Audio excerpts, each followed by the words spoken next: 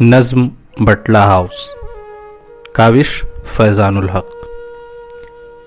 گہوارہ علم جامعہ ملیہ اسلامیہ کے شمال مشرقی خطے میں تنگ و تاریک گلیوں کو قسمت کی لکیر بنائے ایک گنجان بستی آباد ہے، ایک سخت جاں قوم رہائش پذیر ہے۔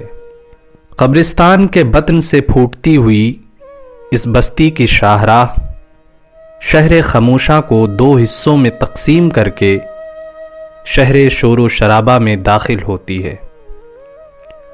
گھنٹوں قطار میں لگنے کے بعد چند قدموں کا فاصلہ طے ہونے پر چیونٹیاں انسان کی برق رفتاری پر خندازن نظر آتی ہیں۔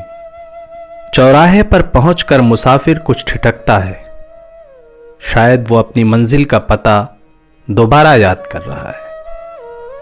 کانوں میں انگلیاں دبائے، پتلون پر موٹر سائیکل کی پہیوں کے نشانات لیے، رکشوں کی ٹھوکر سے کوہنی زخمی کرتے ہوئے جب وہ کسی جانی پہچانی تنگ گلی میں قدم رکھتا ہے تو بغیر سر اوپر اٹھائے ایک تازہ دم لیتا ہے، اور ادھر آکاش پر بجلی کے تاروں کا جال اس کی نگاہوں کو آہنی عمارتوں کا سرا بھی نہیں چھونے دیتا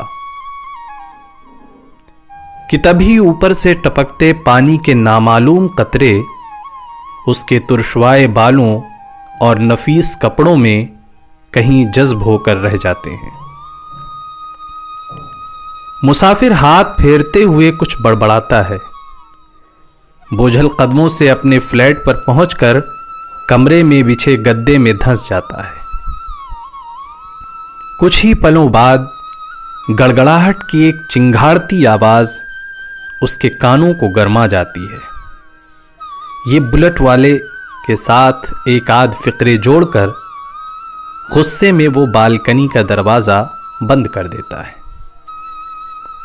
اب اس حبس زدہ کمرے میں یہ سوچ کر خوش ہوتے ہوئے کہ یہاں قوم کا کریم طبقہ رہائش پذیر ہے، وہ سونے کی ناکام کوششیں کرتا ہے۔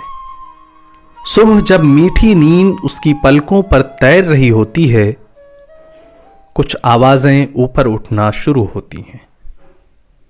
پانی، پانی لے لو، پانی۔ مسافر نیم خوابی کی حالت میں چونکتا ہے۔ کیا وہ کسی میدان کربلا میں ہے، جہاں تشنہ روحیں پانی پانی کی صدا لگا رہی ہیں؟ تبھی اسے خیال آتا ہے، یہاں تو پانی مانگا نہیں بلکہ دیا جا رہا ہے، یعنی یہ میدان کربلا نہیں۔ ہاں، مگر کربلا کی یاد بار بار دلاتا ہے۔